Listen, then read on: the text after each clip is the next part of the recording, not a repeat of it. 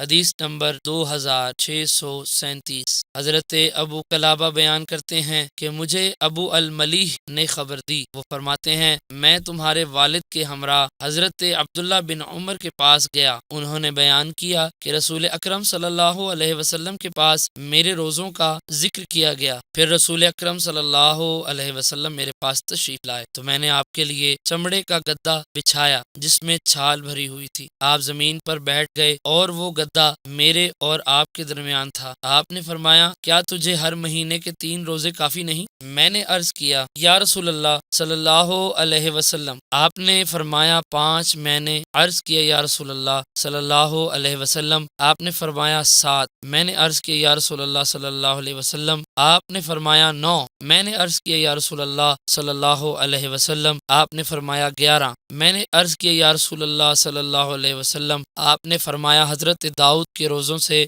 بڑھ کر کوئی روزہ نہیں، وہ عمر بھر کے روزے ہیں، وہ ایک دن روزہ رکھتے اور ایک دن افطار کرتے تھے۔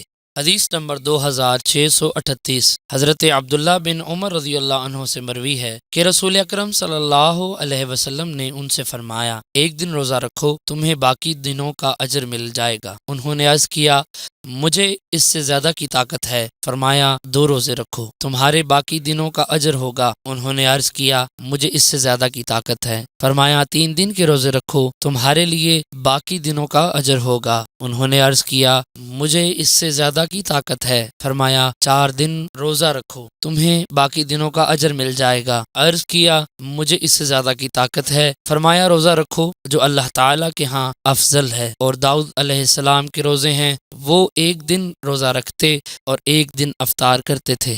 حدیث نمبر 2639۔ حضرت عبداللہ بن عمر رضی اللہ عنہ سے مروی ہے، فرماتے ہیں رسول اکرم صلی اللہ علیہ وسلم نے مجھ سے فرمایا اے عبداللہ بن عمر، مجھے یہ بات پہنچی ہے کہ تم روزانہ دن کے وقت روزہ رکھتے ہو اور رات کو نماز کے لیے کھڑے ہوتے ہو، تو ایسا نہ کرو۔ بے شک تمہارے جسم کا تمہارے اوپر حق ہے، تمہاری آنکھ کا تم پر حق ہے، اور تمہاری بیوی کا تم پر حق ہے۔ روزہ بھی رکھو اور افطار بھی کرو، ہر مہینے میں 3 روزے رکھو، یہ ہمیشہ کے روزے ہیں۔ فرماتے ہیں میں نے عرض کیا یا رسول اللہ صلی اللہ علیہ وسلم، مجھے اس عمل کی طاقت حاصل ہے۔ آپ نے فرمایا حضرت داؤد علیہ السلام کے روزے رکھو، ایک دن روزہ رکھو اور ایک دن افطار کرو۔ حضرت عبداللہ بن عمر فرمایا کرتے تھے کاش میں رخصت پر عمل کرتا۔